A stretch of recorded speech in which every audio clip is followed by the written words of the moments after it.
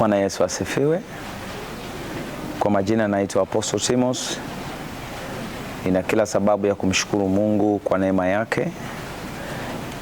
Nina kila sababu ya kumshukuru Mungu kwa kuweza kunileta hapa duniani.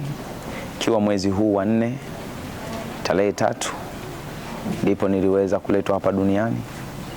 Nina kila sababu ya kumshukuru Mungu. Nimeweza kutazama kitabu kile cha Yeremia sura ya 1 ukianzia mstari wa 4. Kuitwa kwa Yeremia.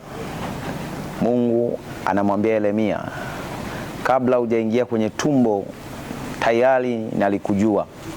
Kwa hiyo kumbe tunalo kusudi ambalo Mungu ameshaliandaa hata kabla ya kuingia kwenye matumbo ya mama zetu. Lipo kusudi, ipo kazi ambayo Mungu alikwisha kuiandaa hata kabla yetu sisi hatujaingia kwenye matumbo ya mama zetu.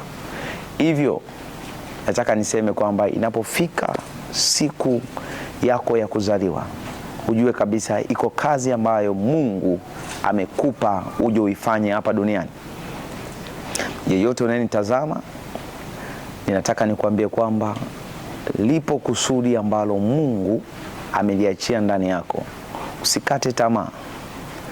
Usikate tamaa. Yeremia alisema, tazama mimi ni mtoto, siwezi kusema. Lakini Bwana akasema, hapana, usiseme wewe kwamba ni mtoto.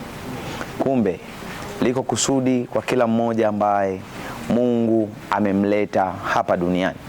Hivyo ninapenda nimshukuru sana Mungu kwa neema. Ninamshukuru Mungu kwa kazi aliyoniletea hapa duniani.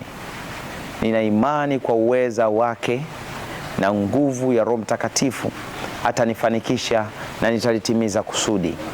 Pia ninakushukuru sana ndugu, jamaa, marafiki, mtoto. Washukuru sana kwa kiroho. Washukuru sana. Mungu awabariki sana kwa kuweza kuniombea, kuweza kunitakia siku njema ya kuzaliwa. Asanteni sana kwa maombi yenu. Mungu awabariki sana. Nawapenda. Nawatakia siku njema. Bye bye.